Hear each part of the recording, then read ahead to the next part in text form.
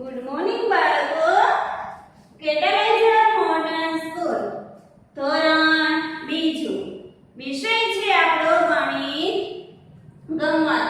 વિષયાંક છે પ્રકરણ 5 પેટર્ન. તેમાં આપણે લેક્ચર 7 સુધી સ્વાધ્યાય પોથી પૂરી નાખી છે. હવે આપણે લેક્ચર 8 માં પણ સ્વાધ્યાય પોથી પૂરવાની છે. બરાબર છે? તો ચાલો જોઈએ. પેજ નંબર 60 કાઢો. બધા જ બાળકો પેજ નંબર 60 તેનો પ્રશ્ન બીજો. તો જો અહીંયા આપણને એક ઉદાહરણ આપેલું છે કે પહેલા એટલે સુધી અધૂરું છે, પછી આમ કરેલું છે, પછી પાછો બીજો વળાંક છે, પછી પાછા બે વળાંક છે અને પછી પાછા 3 વળાંક છે. તો અહીંયા પણ આપણે આ જ રીતની પેટર્નને આગળ વધારવાની છે. જો તમને પરીક્ષામાં પેટર્નને આગળ વધારવાની પૂછાય તો વ્યવસ્થિત રીતે ચિત્ર દોરજો. આગળ જોઈ લેવાનું કેટલા છે, તેના પછી જ આપણે પેટર્નને આગળ વધારવાની છે. એ નીચે જો પહેલા 1 મીંડું છે, પછી 2 મીંડા છે, પછી 3 મીંડા છે, પછી 4 મીંડા છે. તો હવે આપણે કેટલા મીંડા કરીશું?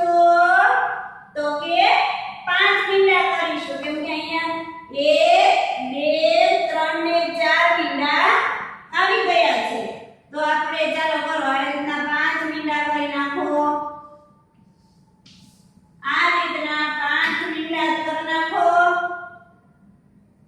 પછી છે નીચે તીર છે તો એક તીર, પછી આ રીતના 2 તીર,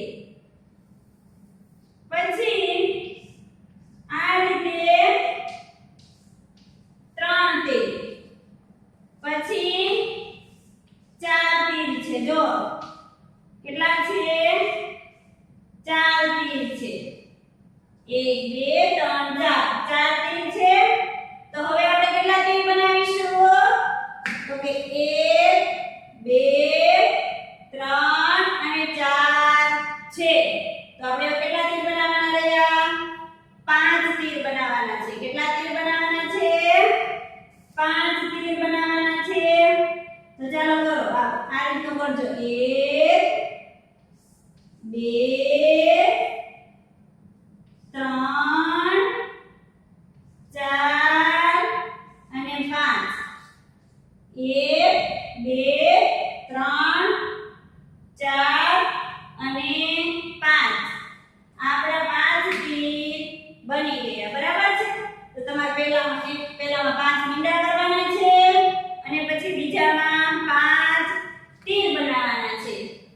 હવે એના પછી જો એના પછી છે એના પછી આપણને નાના નાના ત્રિકોણ આપેલા છે. તો પહેલા આ રીતનું એક ત્રિકોણ છે, પછી આ રીતના 2 ત્રિકોણ છે. પહેલા આ સાઈડ જાય છે, પછી નીચે જાય છે, પછી આ સાઈડ આવે છે, પછી આ રીતે 3 ત્રિકોણ છે. બરાબર છે? આ રીતે 3 ત્રિકોણ છે. પછી પાછા ઉપર જાય છે. ત્યાં કેટલા ત્રિકોણ છે? 4 ત્રિકોણ છે. ઉપર જાય છે ત્યાં 4 ત્રિકોણ છે. તો જો પહેલા ત્રિકોણ આમ ગયું, પછી પહેલા આમ ગયો, પછી નીચે આવ્યો, પછી પાછું આમ ગયું. જો નીચે આવ્યો, પછી પાછું આમ ગયું અને પછી પાછું ઉપર ચડ્યું. તો હવે ક્યાં જશે? હવે આમ જશે. આ સાઈડના મોઢા ઉપર ત્રિકોણ આવશે. બરાબર છે? તો પહેલા 1 2 3 અને 4 છે. તો હવે આપણે કેટલા કરવાના છે? 5 ત્રિકોણ કરવાના. પછી 2 3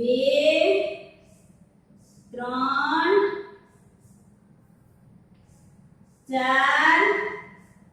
અને 5 1 2 3 4 અને 5 પેલા નીચે પેલા આ સાઈડ પછી નીચે પાછો આ સાઈડ ઉપર ગયો અને સાઈડમાં ગયો બરાબર હવે નીચે જો પેલા એક લીટી છે પછી એલ આકાર જેવું છે પછી યુ આકાર જેવું છે પછી પાછો યુ આકાર અને સાઈડમાં આ રીતનું છે તો હવે શું કરશું હવે ફક્ત નીચે લીટો લંબાવી દઈશું એટલે જો આમ કરો પછી આ આખો યુ બનાવો પછી આ સાઈડમાં કરો અને પછી આમ કરો હવે તમારે આ રીતની પેટર્ન કરવાની છે એટલે કે નળનો એવી રીતની પેટર્ન આખી બનશે એ નીચે જો ટી આકારનું એક આપ્યું છે પછી ટી આ રીતે ઉપર નીચે છે પછી આ રીતે છે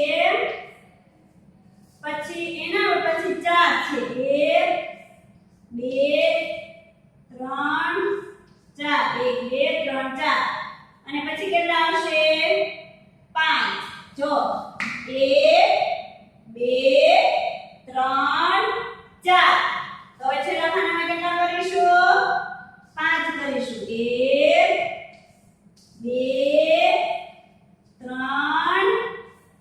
4 અને 5 1 2 3 4 અને 5 બરાબર હવે નીચે જો સૌપ્રથમ આપણને બે જ લીટી આપેલી છે તો જો સૌપ્રથમ આપણને આ રીતની લીટી આપેલી છે એક લીટી આપી છે પછી બે લીટી આપી છે પછી 1 2 ને 3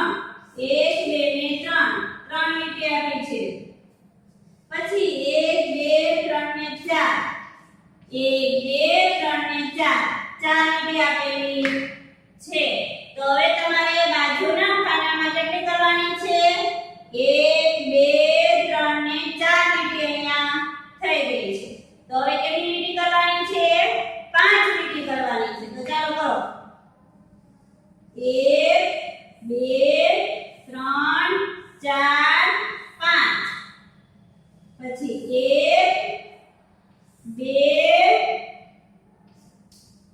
3 4 અને આ 5 બરાબર આડી 5 અને ઊભી પણ 5 લીટી કરવાની છે ફરીથી પહેલામાં 1 પછી 2 પછી 3 પછી 4 અને અહીંયા કેટલી કરીશું 5 કરીશું તમારે પેટર્નને આગળ વધારવાની છે તો તમને અહીં આપેલું છે પેલી 1 2 3 4 તો પછી આપણે સમજી જવાનું કે છેલ્લે કેટલી આવે 5 આવે પછી છે આપણો પ્રશ્ન ત્રીજો છે પ્રશ્ન 3 માં જો તો શું આપેલું છે પ્રશ્ન 3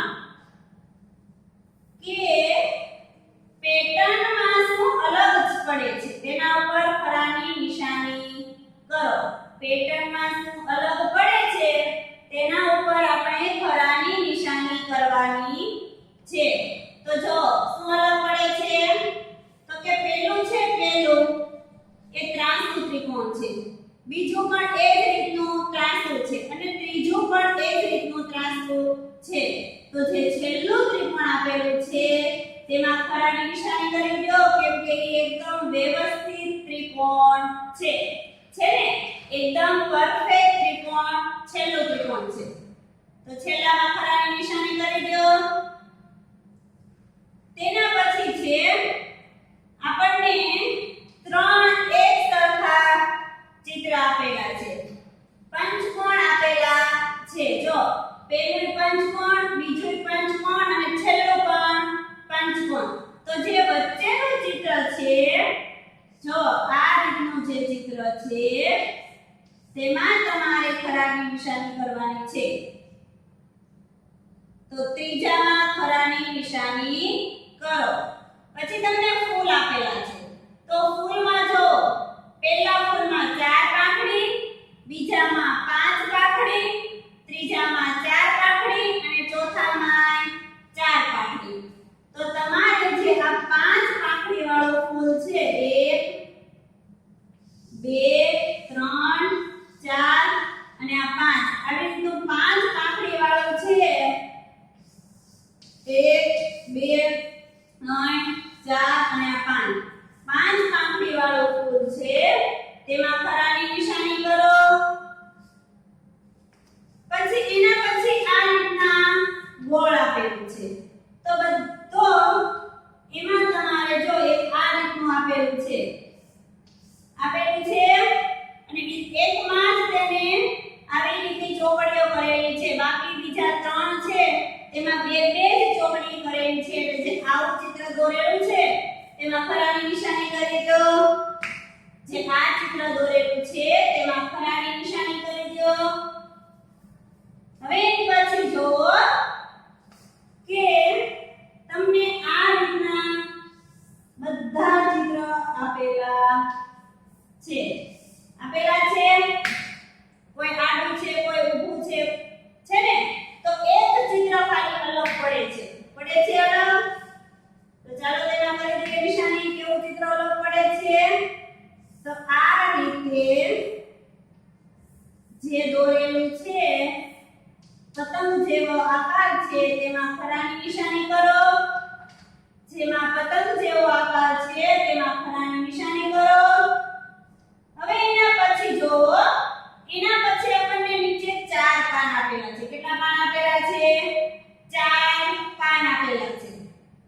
તો તે 4 પાન છે તેમાં કઈ રીતના કરીશું તો જો એક પહેલું, બીજું અને છેલ્લું એ ત્રણ પાન એક સરખા છે. તો જે અલગ પાન છે ત્રીજું પાન એ અલગ પાન છે એમાં ખરાની નિશાની કરી દેવાની. જે છેલ્લું અલગ છે તેમાં ખરાની નિશાની કરી દો. તો અહીંયા આપણું આ પ્રકરણ 5 છે પેટર્ન તે અહીંયા પૂરું થાય છે. તો બધા જ બાળકો છે તે વ્યવસ્થિત પ્રકરણ 5 ની પીડીએફ જોઈ અને સ્વાધ્યાય પોથી